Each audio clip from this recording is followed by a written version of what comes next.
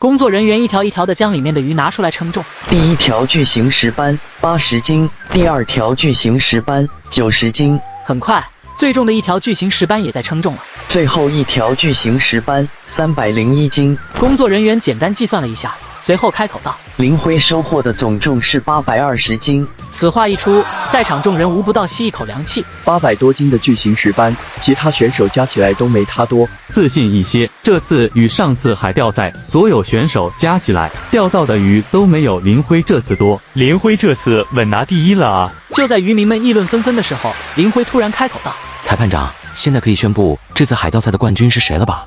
裁判长点了点头。我现在宣布，这次海钓赛的冠军是林辉。黑藤表情异常的难看，站在一旁的春藤也非常不爽。怎么可能？这林辉作弊了吧？他怎么可能钓到这么多鱼？王颖深深的松了口气。这次海钓赛非常波折，好在最后林辉如愿夺冠。一旁的藤山月看着韩立的眼神中非常的不爽。小辉，你真的做到了。小辉哥，你好厉害。林辉，这2位是谁啊？怎么不跟我介绍介绍？他虽然嘴上和和气气，但林辉能够感受到这里的气氛不对。我这忘了介绍，这是左立，我这次的随行裁判。优亚双手抱胸，气鼓鼓的道：“你比赛的全过程我基本都看见了，这个女人还朝你泼水，真是过分。”左立闻言冷哼一声：“你是气跟林辉泼水的人，不是你吧？”林辉闻言立即转移话题：“好了，我再介绍一下，这是优美与优亚，是我的房东以及朋友。”左立微微颔首，并没有多说什么。可就在这时，一道熟悉的倩影走了过来。林辉，听说你有女朋友了，还不快给我介绍介绍？林辉心想，这下彻底完了。我不是说了吗？那是……但还不等他说完，只见优亚主动拉着林辉的手，娇羞道：“我就是。”在场众人都愣了一下。林辉，没想到你是这种人，他才刚18岁吧？王颖见状也是笑了笑。原来林辉你好。林辉一时成了众矢之的，他往后退了几步。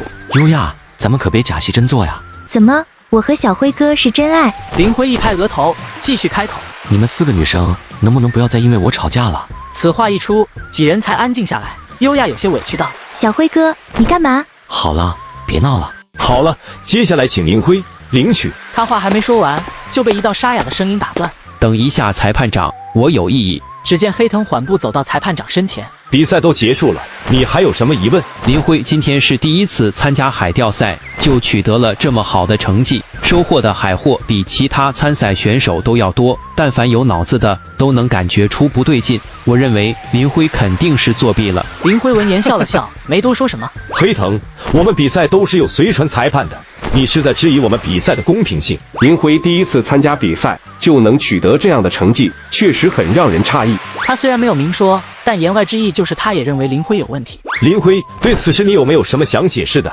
或者拿出一些证据证明你没有作弊？林辉闻言冷哼一声，走了过来。我有没作弊，为啥要自证清白？反而是你，要是没有证据的话，那你就是污蔑。黑藤闻言指着林辉道：“裁判长，我要求彻查林辉，还有随传裁判左立，也要好好查一查。”左立就要上前大骂，但却被林辉拦了下来。他面不改色，缓缓开口：“黑藤，本来有些事我都忘了，但还好你提醒了我。说到作弊，你怎么能倒打一耙呢？”不得不说，黑藤也是老油条。听到这话后，虽然心里发虚，但却面不改色。你这话是什么意思？我听不懂。既然听不懂，那我就说得更直白一些。黑藤，你这次海钓赛作弊了。黑藤闻言咽了口唾沫，故作镇定道：“林辉，你要是拿不出证据，那就是在血口喷人。我劝你们不要在没有证据的情况下相互诋毁别人。”我可不会像黑藤一样血口喷人，我既然说出来，那就肯定是有证据的。说完，他将自己的手机拿了出来。裁判长，现在比赛的转播还在继续吧？等颁奖结束后，转播才会结束。林辉点了点头，随后对着一个摄像头：“相信在场的众人以及电视前的人们是公平公正的。我接下来给大家放一段视频，也就是黑藤作弊的证据。”黑藤趔趄了一下，这小子该不会真的有证据吧？藤山月眉头紧皱，小声嘀咕道：“这小子该不会真有证据吧？”黑藤做的那些事他都知道，只不过海钓赛对他们睁一只眼闭一只眼罢了。林辉直接对着相机开始播放黑藤作弊的视频。裁判长，如果黑藤村长作弊实锤，那他会受到什么样的惩罚？必定是严惩，这个你放心。此时的黑藤彻底慌了，带着求助的目光看向藤山月。海钓赛已经创办了好几届，几乎每一届都能发现作弊的人。对于这种人，我们赛事严惩不贷，这也是海钓赛这么受欢迎的原因。说着，他看向黑藤。让我更加气愤的是，这次作弊的人竟然是村长，这简直太过分了。这次黑藤如果不受到严厉的惩罚，那以后谁还把海钓赛的规则放在眼里？明眼人都能看出来，现在的藤山月就是在汽车保帅。接下来我亲自宣布对黑藤的惩罚。首先，黑藤要接受最基本的处罚：第一，自己与家人终身不能参加海钓赛；第二，罚款10万樱花币。他想了想，继续开口：鉴于黑藤的身份不一般，额外剥夺他村长的职位，这个我会与函馆高层反映，很快就会评选出新的村长。黑藤心如死灰，仰天闭眼，小声嘀咕道：我不甘心啊！一旁的春藤见状，还想要解释什么，但却被黑藤拦了下来。你不要再多说什么了，只会越说越乱。可是，黑藤摆了摆手，走开了一些，看着笑呵呵的林辉，发狠道：林辉，这件事不可能就这么算了，日子还长，以后咱们走着瞧。好了，这些就是对春藤的所有惩罚，希望大家引以为戒。裁判长，现在可以给我颁发奖励了吧？裁判长点了点头，随后将箱子拿了出来。林辉，这些奖励都不重要，渔船的钥匙先给我，等会我上船参观。你年纪轻轻的就不能有些深沉？林辉，箱子内有一份协议，正好你与滕老板都在场，双方进行签字。林辉将这份协议拿了出来，看了一遍后，直接撕成碎片，随意扔在了空中。这种不当人协议是你们梦寐以求的东西，那你们要求也太低了。等我公司稳定下来，会与你们进行一些合作，到时候给出的条件比那个狗屁山月海捕公司高得多。滕山月差点一口老血吐出来。对了，忘记告诉你们了，其实我跟王颖是合作伙伴，是华旗海捕公司的股东之一。王颖的海捕公司就叫华旗海捕公司。滕山月看了看两人，忍不住道：你们两人竟然是合作关系，怪不得。林辉现在是我们公司最大的股东。现在海钓赛基本尾声，我就先走了。今天的事我全都记在心里，以后咱们事情上见。滕山月刚走出一步，只听王颖的声音突然传来：滕山月，你就这么走了？是不是忘了我们之间还有赌约的事情了？滕山月停下脚步，这下心情更不好了。他眉头紧皱，一时说不出话来。怎么，滕老板是想反悔？我也想起，我和滕山月之间也有个赌约，当天所有参赛选手以及裁判长全都在场证明，你现在不会翻脸不认账吧？滕山月额头浮现细密的汗珠。今日留一线，他日好相见。我劝你们最好不要把事情做得太绝。看来滕老板真的要反悔，现在都开始威胁咱们了。滕山月随手甩过来一张卡，头也不回的离开。这张卡里面有很多樱花币，其次去银行还可以取走一把渔船的钥匙。随后胖子老板与瘦子老板全都非常不情愿的丢来一张卡，几人一同离开。就这么让滕山月走了？他有没有可能骗咱们？这样的话传出去更丢人，倒不如直接不给。放心，滕山月不会做出这种傻事。他转头道：林辉，这张卡就先放在我这吧，等明天你来我家找我，再把这里面的东西取出来，正好咱们聊一聊后续的一些问题。林辉点了点头，行，明天我提前给你打电话。那我就先走了。他转身离开后，露出笑眯眯的表情。有了这些钱，够公司做很多事情了。林辉，恭喜你这次夺得海钓赛冠军，也谢谢你救了我。能不能留一个联系方式？当然可以，以后常联系。双方相互留下联系方式后，左立开口道：我接下来还要完成一些随船裁判的工作，就不和你们在这边聊了。说完，他离开去进行海钓赛后续的收尾工作。坐着轮椅的韩立前来：小伙子有点魄力，不愧是我看中的人。林辉笑了笑：这次还要多谢前辈为我解围。这些都是小事，我只是看不惯山岳公司的嚣张气焰，而且咱们都是一个行业的，以后有机会可以一起合作。没问题，那咱们留个联系方式。韩立打量着林辉，自顾自的道：希望我没有看错。说完，他一挥手就被人推走了。这人真是奇怪，感觉根本看不透。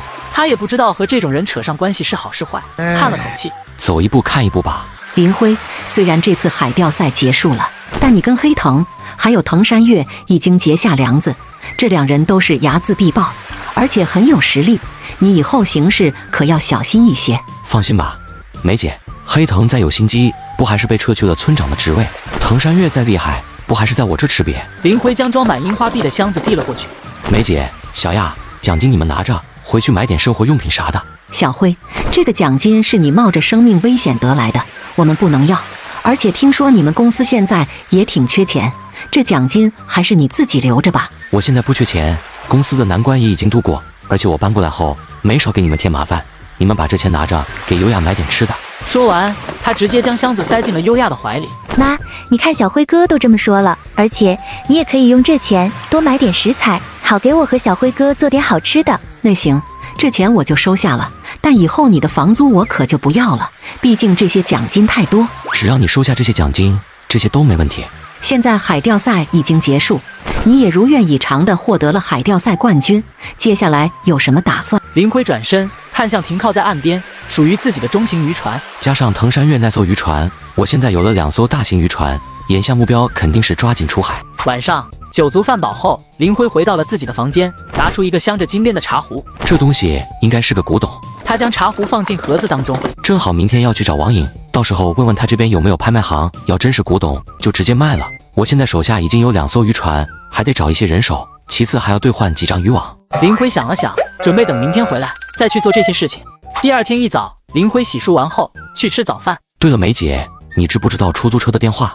我今天要去函馆一趟。你去函馆干嘛？我去跟王颖把藤山月卡里面的东西取出来，顺便再聊一下后续合作的事情。优美微微颔首，随后在手机上找到一个电话号码。你给这个司机打电话，提我名，应该能给你便宜一点路费。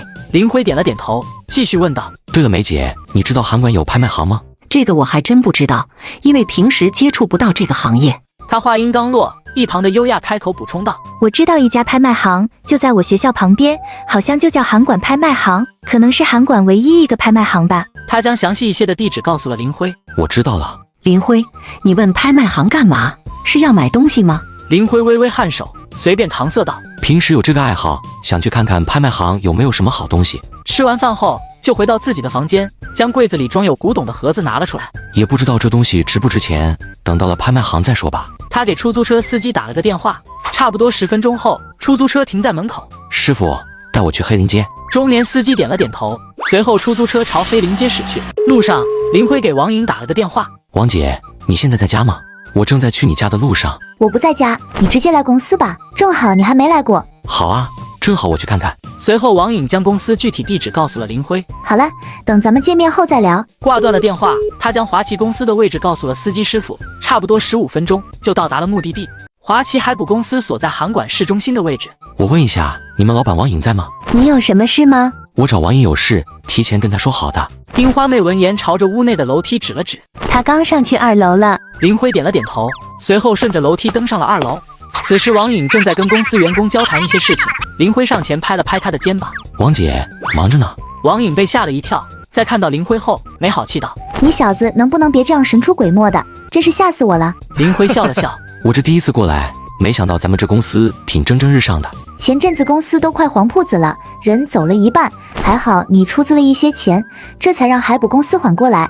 这次因为你获得海钓赛冠军，我又赢了很多的钱，等把钱取回来，我就可以拿着这些钱去增强一些公司薄弱的部分。他又看了看林辉，忍不住开口道：好像公司的2次转变都与你有关系，这么说来，有你真是我公司的福气啊。主要还是王姐管理的好。王颖笑了笑：好了，咱们之间就没有必要说那么多客套话了，咱们去我工作室聊一些正事。两人坐在沙发上，王颖给林辉倒了一些茶，率先开口：现在渔船你已经有了，打算什么时候出海？肯定是越快越好，等今天回去我就去准备。人员方面你有准备吗？林辉摇了摇头：还没，我想着今天回去后准备这事。这样吧，我让公司去找一些员工，到时候我让他们联系你。林辉闻言眼前一亮：那这样就太好了，我又可以省一笔钱。瞧你那占小便宜的样。主要是节省了时间，我的时间可是很宝贵的。两人又聊了一会，随后王颖起身道：该说的都说完了，咱们现在去取藤山月卡里面的东西。咱们去哪里取？存卡公司，正好我这附近就有一家，咱们应该很快就能回来。说完，两人离开了公司。两位需要什么帮助吗？我要取东西，跟我来。两人跟着樱花妹来到了一个窗口，一顿操作，很快就将几张卡里面的钱赚了出来。女士，渔船停靠在函馆的一处码头，需要我们牵引到什么位置？帮我托运到同溪村的码头。工作人员点了点头，随后将渔船的钥匙以及一些手续给了林辉。搞定这些事情，林辉两人离开这里。咱们就这么轻易的得到了藤山月他们的东西。主要是你的渔船，我感觉就算藤山月没有食言，但以他坏到骨子里的性格，说不定会在渔船上动一些手脚。等渔船托运到你们渔村码头，最好检查一下再出海。林辉点了点头，毕竟跟藤山月这种人打交道，必须小心小心再小心。王姐，你下午有事吗？没什么事，怎么了？你能不能带着我去函馆的拍卖行一趟？我要去卖个东西，毕竟这异国他乡的，我怕被忽悠。等完事后，我请你吃饭。王颖闻言笑了笑，没问题，等我回去嘱咐2句，然后我陪着你去。两人很快就重新回到了公司。拍卖行距离我这比较远，咱们坐车去吧。打车吗？我这有司机的电话。不用，坐我的车吧。林辉坐上了王颖的车，他看了眼内饰，忍不住道：王姐，看这个车的内饰不便宜吧？还好吧，我这车是个樱花国本土的小品牌，性价比很高。王颖启动车子，两人朝拍卖行赶去。这是整个韩馆唯一的一个拍卖会，规模虽小，但你放心，绝对正规有保障。王姐，你既然这么了解，是经常来吗？之前跟一个朋友来过一次。两人边走边聊，很快就进入到拍卖行当中。我们要拍卖东西。2位签完协议之后，去找我们的老师鉴定一下，正好1个小时后有一场拍卖会，你们应该能够赶上。林辉闻言不再墨迹，当场就签订了协议，随后前往鉴定。此时拍卖区并没有太多人，很快就轮到林辉，他将盒子里面的茶壶递了过去。这东西看着就不简单，林辉，你从哪得来的？祖传的，这不最近手头有点紧，所以打算变现一下。王颖半信半疑，这小子葫芦里卖的什么药？他刚获得了很多的奖金，怎么会缺钱？鉴宝的老头将茶壶拿在手里，反复的观摩。你这东西是个老古董，这东西是不是长时间用水泡着？林辉点了点头。怪不得，这古董表面很多地方都被水腐蚀得很严重，具体年份已经无法确定，不过可以上拍，具体有没有人买，能卖多少钱，那就不确定了。好，但我还是打算上拍。老师，这东西定价多少合适？鉴宝老头想了想，回答道：就20万樱花币吧。林辉闻言心头一沉，但他也不失望，毕竟这东西是捡来的，只要能卖出去，那就是赚的。2位就将古董留在这吧，老师会给你们安排后续的上拍。接下来我带你们进入拍卖场，再过一会拍卖就要开始了。两人来到了拍卖室内，此时里面已经人满为患，基本都是非富即贵之人。我还是第一次参加拍卖会，没想到人这么多，而且能进来的人里还有不少的老板。他扫视整个拍卖室内，下一秒愣了一下，滕山月他也在这。只见在前排不远处的位置，滕山月与坐在旁边的朋友大声聊着什么。以前就听说滕山月喜欢这些东西，出现在拍卖会也不奇怪。林辉嘴角微微上扬，这样一来可就有意思了。一旁的王颖看着林辉，自顾自道：这小子又想什么呢？差不多10分钟后，全场的灯光聚集在展台上，一个樱花妹缓缓走到站台上。大家好，我是这次的拍卖员樱花，很高兴能见到大家。樱花穿着一身正装，但也难掩衣服内的火辣身材。林辉也是愣神几秒，一旁的王颖见状突然推了一下他：好看吗？林辉微微点头。他好看还是我好看？林辉回过神来，当即开口：当然是王姐好看了。王颖冷哼一声：这还差不多。展台上的樱花继续开口：我不再跟大家废话，今天的拍卖会正式开始。下一秒，第一件展品就出现在站台上。这是一颗渔民带来的彩色珍珠，非常稀有珍贵，30万樱花币起拍。现在开始。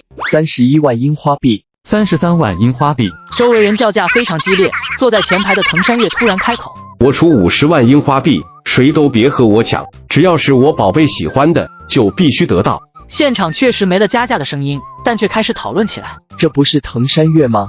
他看上的东西，咱们没机会了。是啊，滕山月的财力不是咱们能比的。我只能等下一件拍品了。但就在他以为这颗珍珠自己势在必得的时候，一道声音突然传来：60万樱花币。滕山月朝后排看去，当发现是林辉的时候，露出一抹冷笑：100万樱花币，150万樱花币。在场众人全都倒吸一口凉气。一旁的王颖提醒道：林辉，这只是一颗珍珠，真的不值得这么高的价格。你要是喜欢，回头我送你一个。林辉没有回答他，而是故意朝前排大声道：某些人要是没实力就别加价了，免得浪费时间。200万樱花币，我看你还能加多少？250万樱花币。坐在前排的滕山月明知道这小子是在故意激他，但在场这么多人，这个时候罢手，难免有些丢面子。280万樱花币，这东西是你的了，我不跟你争了。站台上的樱花开口道：280万1次、2次、3次，成交。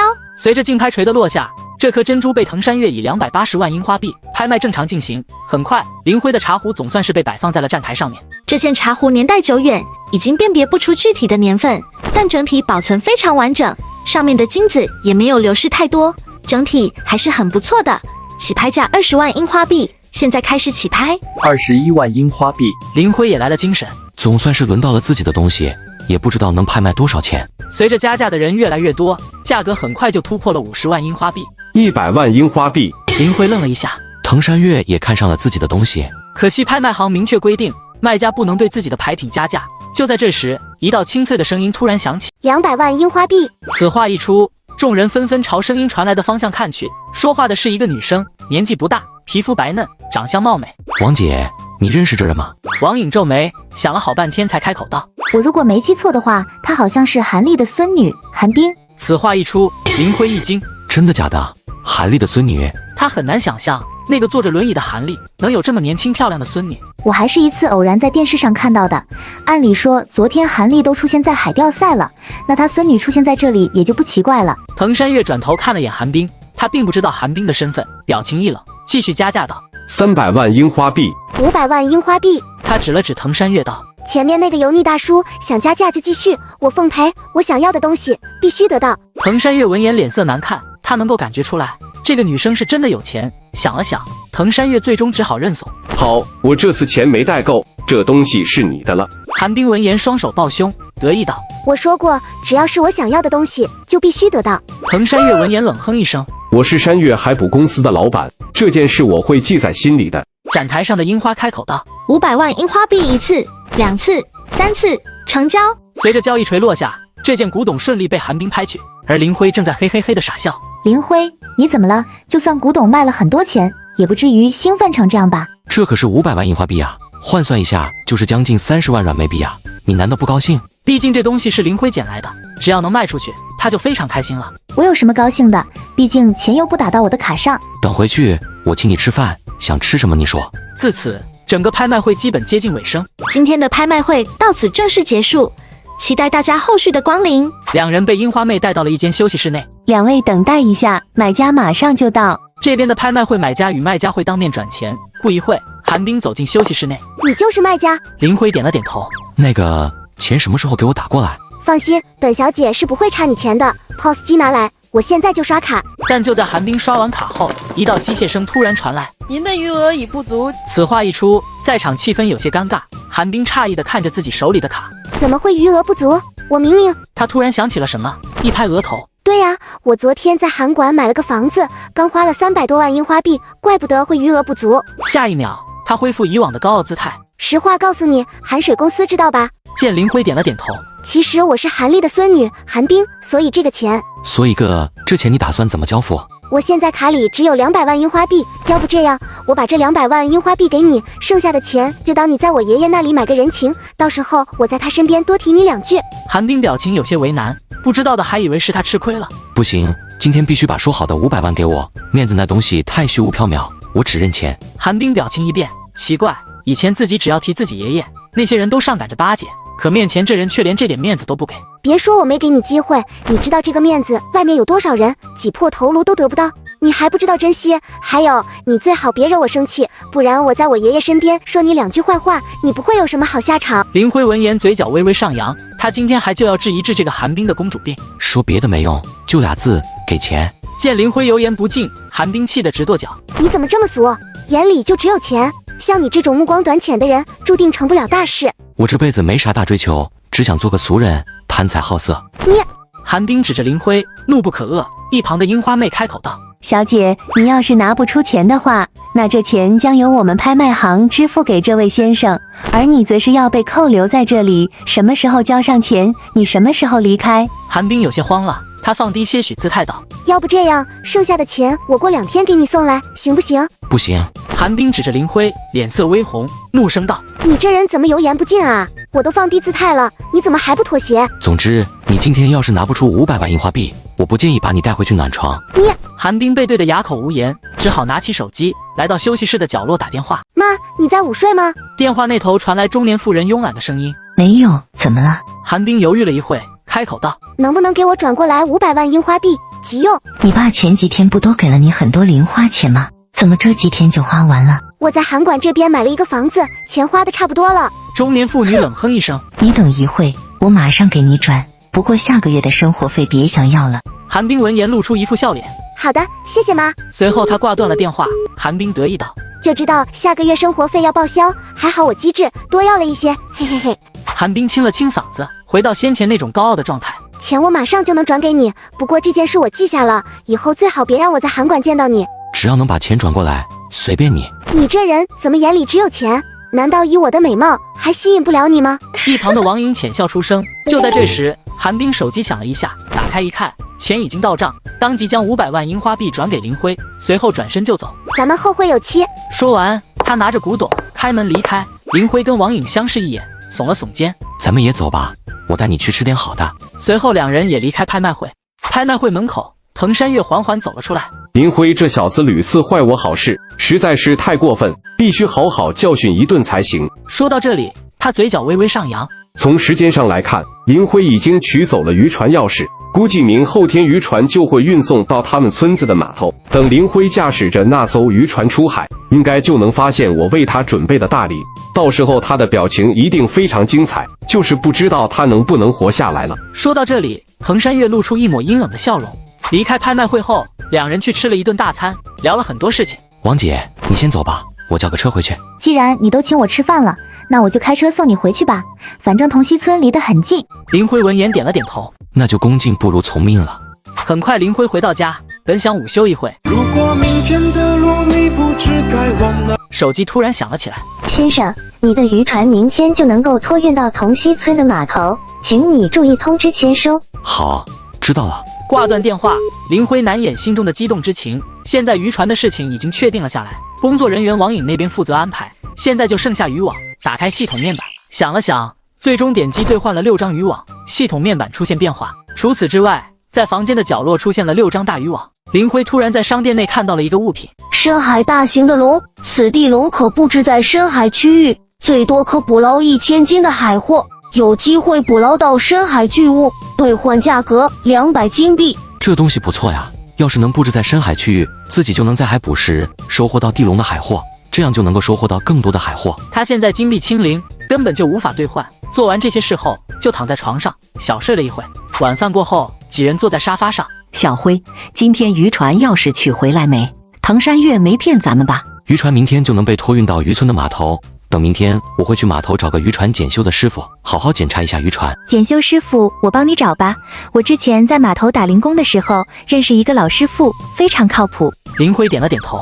行，那这件事就要麻烦你了，钱什么的无所谓，只要靠谱就行。聊了一会天，林辉就回房间休息。第二天早上，林辉刚走出房间，手机就传来震动。是林辉吗？你的渔船已经抵达同溪村码头，请你签收一下。这么快？他原本以为可能要下午渔船才能托运到码头，没想到这么快就过来了。那好，我现在就过去，你们等一会。挂断了电话，就急匆匆的出门，正好碰到了优美。你这么着急，是渔船到了？是啊，我过去签收一下。那我和你一起去吧，我去码头把检修师傅找过来。随后两人一起前往码头。两人抵达码头后分头行动，优美去找检修的师傅。这艘渔船好像比自己比赛获得的那艘渔船还要大一点，而且还是全新的。藤山月真的舍得将这么好的渔船给我，心里更加疑惑。他与工作人员完成一些后续工作后，这艘渔船现在正式属于他了。林辉率先检查了一圈，大致上没有问题，就是不知道渔船的内部零件有没有问题，现在只能等检修师傅过来检查一下了。差不多10分钟后，优美带着一个头发半白的男子来到船上。这渔船好气派啊，丝毫不差海钓赛那艘获得的渔船。优美说完，介绍道：林辉，这是田师傅，干了一辈子检修，非常的靠谱。林辉点了点头。田师傅，快帮我检查一下渔船，钱什么的都好说。没问题。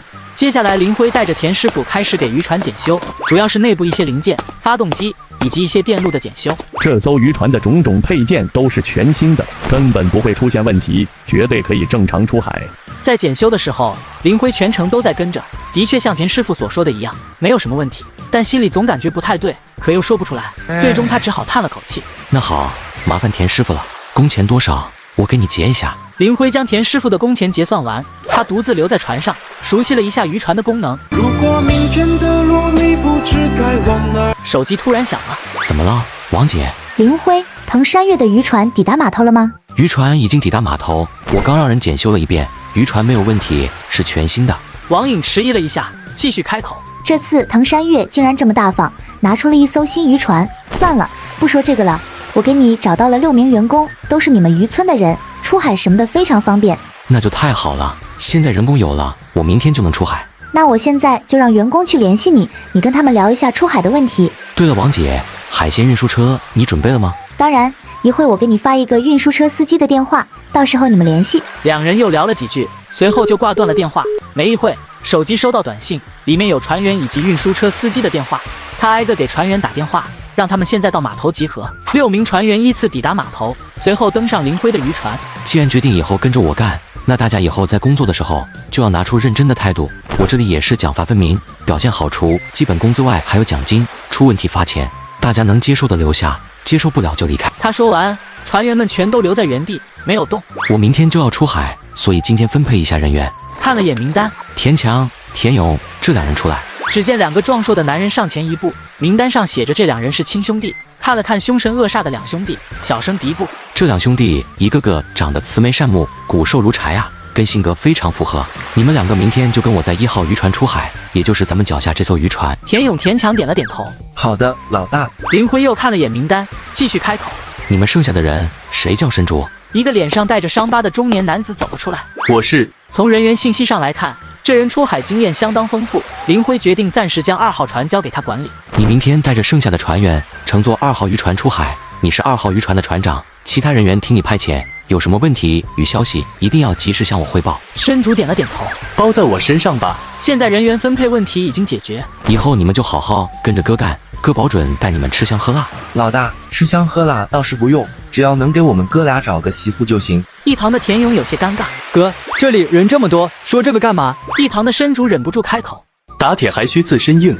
能不能找到媳妇看你们自己。申竹说的没错，日后你们还要多努力，我绝对不会亏待你们。又跟船员们交代了一些细节上的问题，尤其是申竹。从这些聊天当中也能看出申竹是个非常成熟稳重的人，并且出海经验相当丰富。好了，今天就到这里，明天早上6点码头集合，你们都准时一点，迟到我可会罚钱的。嘱咐完，这些船员们离开。现在种种问题都解决了，就等明天出海了。最后检查了一遍渔船，将船舱门关好，就回家了。一桌子丰盛的菜肴摆放在桌子上。小辉哥，今天累坏了吧？赶紧洗手吃饭。林辉看着优亚，又看了看在厨房忙碌的优美，心里一阵温暖。他来到这个世界后，原主的父母早就离世，这个世界上只有一个亲人，就是姐姐林娇，但现在也已经分家，还是在这里头一次感受到了家的温暖。见林辉愣神，优亚问道：小辉哥，你怎么了？是饭菜不合胃口吗？林辉摇了摇头，没有。吃晚饭的时候，林辉跟优美母女讲述了今天的一些趣事。这么说，你明天一早就要出海？一晃我来同溪村都快半个月了，也该早些出海了，不然这人一待着就废了。小辉哥，我还没随船出海捕过鱼呢，你们明天出海能不能带上我？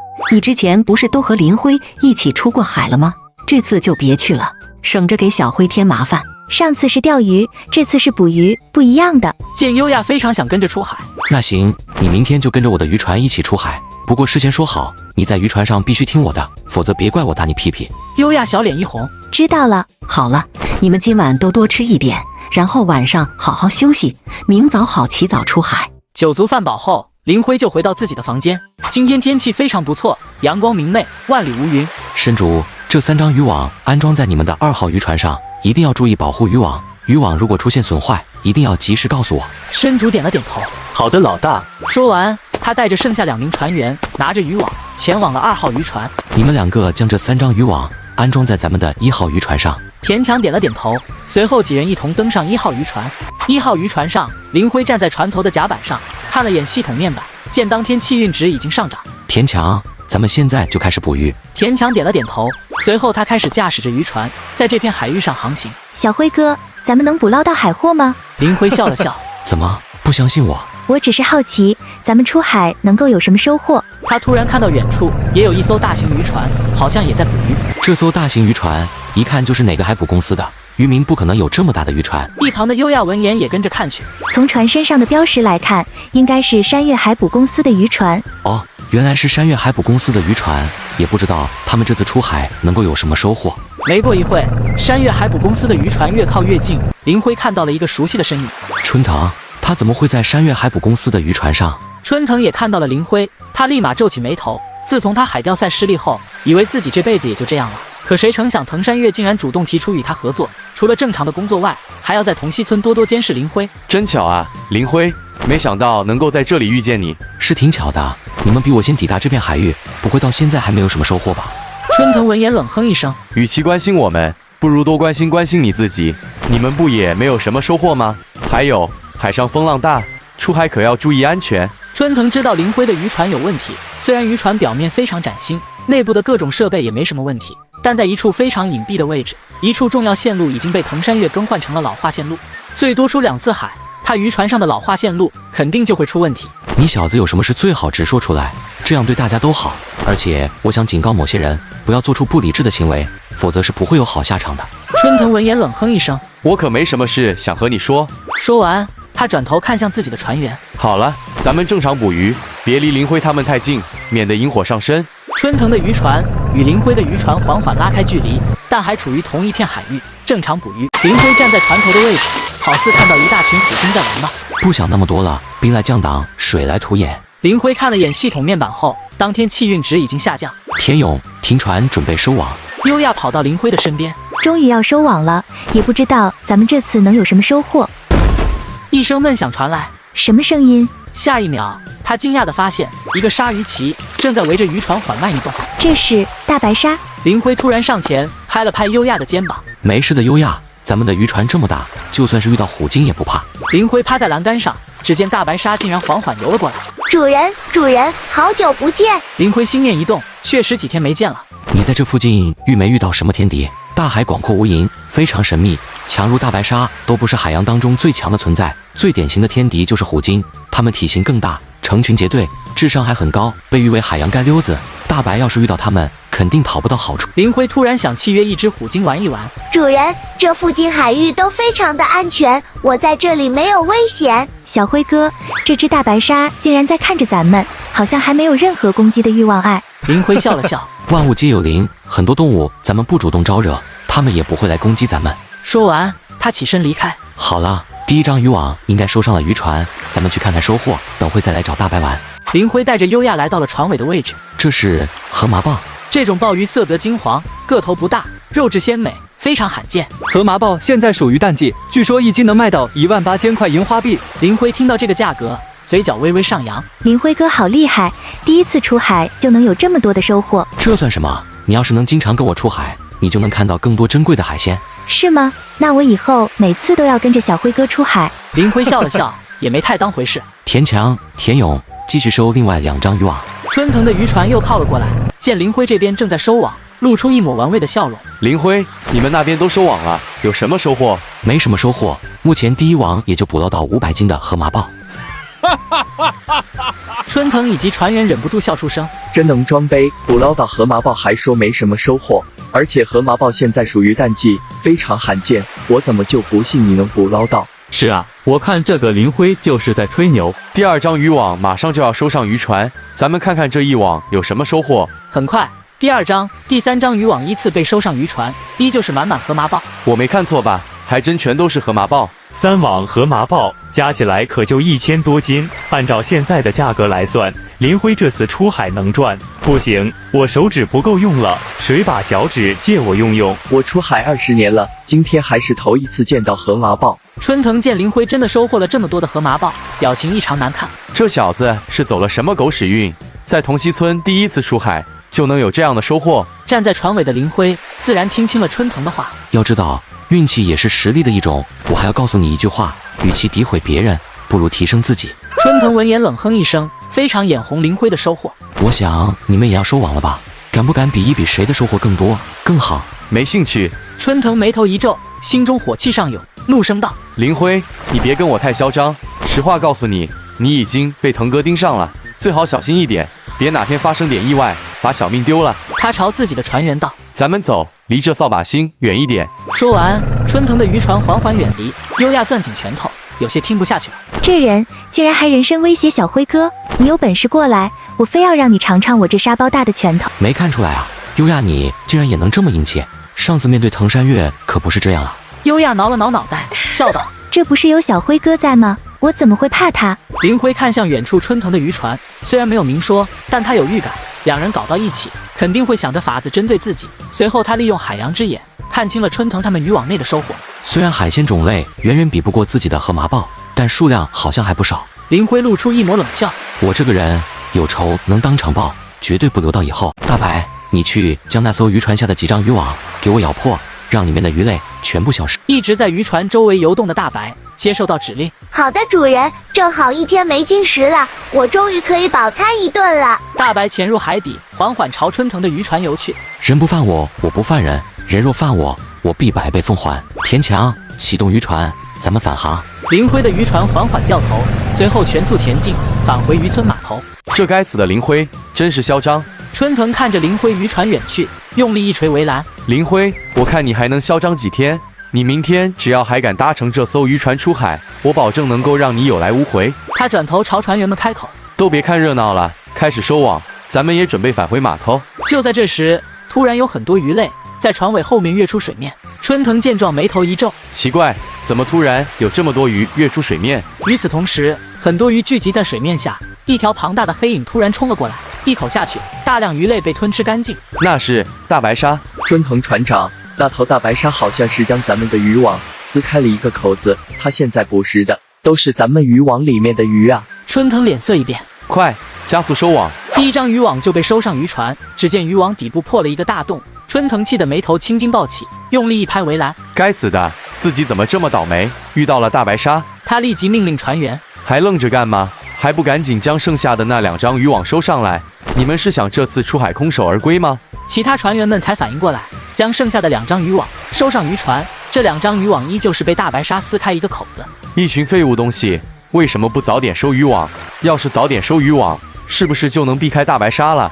现在海货都被大白鲨吃了，要是让腾哥知道咱们第一次出海就空手而归，咱们怎么向他交代？船长，不是你说我们这些船员都要听你的吗？没有你的命令，不能私自收网。你是个猪脑子，难道离开我，你们就不活了？灵活变通都不会。春藤骂了好一会，这才渐渐消气。他叹了口气，这下怎么办？腾哥那么信任我，将这么大一艘渔船，还有那么多的船员交给自己，结果自己第一次出海就空手而归，回去怎么跟腾哥交代啊？说到这里，他心中怒气再次上涌。凭什么？凭什么他林辉有那么好的运气，捕捞到那么多的河马豹，而自己则是遇到了大白鲨的袭击，海货都被放跑了？凭什么？春藤用力嘶吼，发泄着心中的不满。一旁的船员不忘补刀：没事的，船长，上帝为你关上一扇门，就会再关闭一扇窗。滚！林辉站在甲板上，带着些许新鲜的海风迎面吹来。对了，这次自己收获很多的河马豹，深竹那边肯定也有很多的收获，这次系统面板肯定有很大的变化。林辉打开系统面板，林辉心头一喜，基础气运值增长到了16000，金币也获得了600。关闭系统面板，抬头看去，不远处看到了也在返航的2号渔船。林辉刚从渔船上下来，就见深竹兴奋地跑了过来。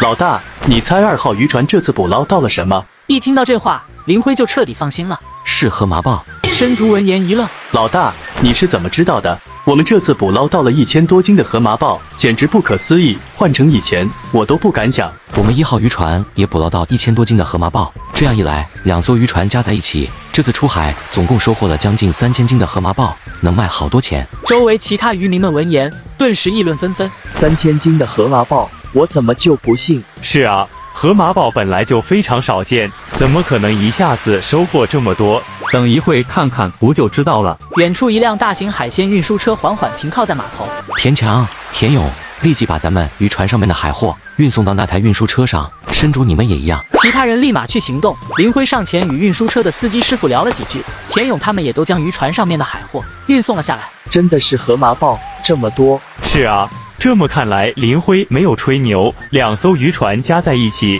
确实能有3000多斤的河马豹。真没想到林辉在同溪村第一次出海就能有这么多收获。田勇几人已经将所有的河马豹装进海鲜运输车内，司机重新上车，驾驶运输车缓缓地驶离了码头。以后你们每天离开前一定要检查一遍渔船，然后再离开。众人点了点头。老大，1号渔船已经检查完，没有什么问题。2号渔船也是。那你们就先回去吧，明天还是6点集合，准时一点，别迟到。船员们纷纷离开。林辉将留下的一些河马豹装进袋子里，递给优亚。优亚，你拿着这些河马豹先回去，我晚一会回去。你还要去干嘛？我还要再检查一遍渔船，这样我才放心。见他离开，林辉回到了自己的1号渔船。半个小时后，林辉非常仔细地检查了一圈，可依旧没有发现任何的问题。奇怪，渔船怎么会没有问题呢？就当他非常疑惑的时候，系统面板突然弹了出来。主人，你这渔船上怎么一股糊味？林辉转头一看，发现痞老板正站在渔船的围栏上。痞老板，你这些日子都在干嘛？好几天都没看见你了。我这些天一直待在码头。对了，你刚刚说渔船上有股糊味，是怎么回事？不知道啊，总之我一上船就闻到了，好像是从驾驶室内传出来的。林辉闻言眉头一皱，你能不能帮我找到传来糊味的具体位置？当然可以，我的嗅觉可是非常灵敏的。林辉跟随痞老板进入驾驶室，痞老板最终爬到了驾驶室的房顶上。主人，那股糊味好像就是从这里面传来的。林辉看着驾驶室内的天花板，眉头一皱。天花板里怎么会传来糊味呢？他踩着一个椅子，将痞老板说的位置反复摸索了一遍。这里好像能打开。他一用力，将一块木板拿了下来，顿时一股淡淡的糊味扑鼻而来。只见在里面安装着几根老旧的线路，糊味原来是来自这一节老旧线路。他仔细地看了一下，这节老旧的线路与其他新线路完全不匹配，明显就是故意更换的。林辉立马断电，将这节老旧线路截取了下来。这肯定是藤山月那畜生故意更换的，还好我及时发现，不然看损坏程度，自己明天出海继续使用这艘渔船的话，这节线路很可能发生自燃，甚至产生很多连锁反应，使得更多线路发生爆炸。藤山月，你可真是心狠手辣呀！林辉表情带着怒意，是谁想陷害主人？太可恶了！痞老板为林辉鸣不平。林辉看着手中的线路，又看了看一旁的痞老板。痞老板，我想让你将这节老化的线路安装到春藤的渔船上，你能不能办到？正常来讲是不可能的，但有了契约之后，林辉明显感觉痞老板智商提高，应该没问题。自从跟主人契约后，我这眼也不聋了，耳也不瞎了，变聪明了不少。况且我还有兄弟，应该能够完成。那行，我现在就教你一遍。他指着监控系统道：“这个是渔船的监控系统，你顺着这里看能不能找到天花板上的那个位置。”痞老板小脑袋微微点了点，随后他顺着缝隙钻了进去，没一会就从天花板上面的缺口钻了出来。主人，我成功了。接下来我教你这节线路如何拆卸与安装，怎么样？记住了吗？记住了，我与兄弟们配合的话，肯定能够完成。林辉满意的点了点头。主人，你等一下，我去把兄弟们叫来。说完，他顺着甲板离开。不一会，大量的海蟑螂从甲板的缝隙钻了出来。这要是优亚在这，估计会被吓得当场跳一段社会摇。主人，我的兄弟们都到了，咱们什么时候开始行动？林辉闻言走出驾驶室，一群海蟑螂在后面跟着。春藤的渔船好像还没回来啊！就在他话音刚落，林辉朝大海一看，嘴角微微上扬。真是说曹操就到，春藤的渔船回来了。春藤的渔船正好停在林辉渔船的前面，见春藤走了下来。春藤，你们的渔船怎么回来的这么晚？该不会没什么收获吧？此话一出，直中春藤痛点，他的脸都黑了。林辉笑了笑，心想大白成功了。从表情来看，我应该是说对了。他露出思考的表情。奇怪，咱们都在同一片海域捕鱼，为啥我能收获3000斤的河马鲍，而你们却空手而归？好奇怪呢。春藤闻言彻底绷不住了。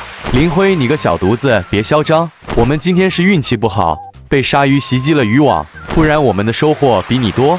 林辉冷哼一声，运气也是实力的一种，为啥我能有这么好的运气，而你们没有？难道是不想吗？你小子最好积点口德，别哪天出海被一个雷劈死。我说的都是事实啊，相反，一些只会在背后耍小手段的人才该遭雷劈。春藤转身道：懒得理你这种将死之人，好心提醒你一句，出海时小心着点。说完便离开了码头。林辉通过春藤的话，确定他知道自己的渔船有问题。痞老板，等全部的人离开，你就可以开始了。痞老板闻言，带着众多的海蟑螂前往春藤的渔船。藤山月还有春藤，你们对我做的这些小手段，我一定会加倍奉还。说完，他也离开了码头。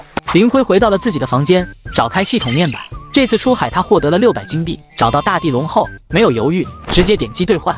金币再次清空，林辉嘴角刚微微上扬，有了这些大地龙，自己就能够收获更多的海货了。刚要休息，如果明天的路你不知该往哪儿走，手机铃声突然响了。林辉，你睡了没？没有呢，王姐，什么事？电话那头的王颖欣喜若狂。小辉，没想到你不仅海钓厉害，海捕也有2把刷子。我原本以为你第一次出海应该没什么收获，结果你直接运送过来这么多的河马鲍。林辉笑了笑。我更厉害的地方你还没见识到呢，哪天让你见识见识。这次的河马鲍现在已经卖出去了，是以2万樱花币卖出去的，换算成软妹币的话，不到1000块一斤。和我预想的差不多。1000块一斤，总共3000斤的河马鲍，这次一共卖了300万软妹币，就算分给王颖30%，林辉也能够到手200多万。这次赚的钱，我能够到手差不多100万软妹币。这样一来，咱们的公司彻底满血复活，很多部门都能够正常的运转，还能与更多的人进行合作了。是啊，这样一来就可以赚更多的钱了。小辉，你这次可是帮了我一个大忙，你要让我怎么感谢你呢？林辉闻言，额头忍不住冒出3条黑线。王姐，上次海钓赛你也是说报答我，但是到现在，我这不是等着这次机会一起吗？要不这样，你看一次够不够？犹豫了一下，他继续开口。豁出去了，1次不行就2次，反正我也想好好玩一玩。此话一出，给林辉搞懵了。王姐，什么1次2次的？你说什么呢？当然是带你去樱花国的一些景点游玩啊，那些旅游景点的花销可挺大，咱们2个在樱花国好好玩一次，可要花不少钱。你说的玩是出去玩旅游啊？不知道为什么，他心里略有失落。当然，不然你以为呢？王姐，现在不能高兴得太早，咱们真正的目标是藤山月。接着，他将渔船的事情讲述了出来。藤山月下手真黑，还好你及时的发现了老化的线路，不然就不行。我现在就去找藤山月去理论。王姐冷静一下，你就算去找藤山月，他也不会认。而且这件事我能解决，我会让藤山月以及春藤付出更加惨痛的代价。那行，你自己多加小心，有什么事一定要提前告诉我。咱们现在是一条战线的人，不能什么事都你扛。林辉笑了笑，咱们当然是一条战线的人，贸易那边还要靠王姐啊。你说的没错，现在公司缓了过来，也是该在贸易上对山岳公司进行一些反击了。这件事情包在我身上。两人围绕着这件事聊到很晚，林辉打了个哈欠。好了，王姐，时间不早了，我要早点休息，明天还要起早出海，其他的事情改天再聊吧。行，期待明天你送来的海货。放心吧，王姐，我捕捞到的海货肯定一天比一天好。这可不是吹牛，谁让他有系统呢？说完，林辉就挂断了电话。林辉拿着地笼前往码头。老大，你拿这些地笼干啥？这是能布置在深海的大地笼，我准备今天出海，顺手将这些地笼布置在深海，这样就能够捕捞到更多的海货了。他朝众船员道：大家都上船吧，检查完渔船就正常出海。田强、田勇，你们把这3张地笼拿上渔船。船员们分散开，林辉看到了一道熟悉的身影。林辉，今天出海祝你好运，但愿你能捕捞到更多的海货。此话一出，春藤的船员懵了，只有林辉知道，在春藤祝贺的背后藏着他多么阴暗的一面。那我也希望你今天能够顺利的返回同溪村，争取多捕捞一些海货，别出现什么意外。春藤冷哼一声，还是多关心关心你自己吧，你平时口无遮拦，小心遭报应。这句话同样送给你。说完，他扭头离开，不再搭理春藤。林辉，就让你小子先嚣张一会，我看你今天出海后怎么活着回来。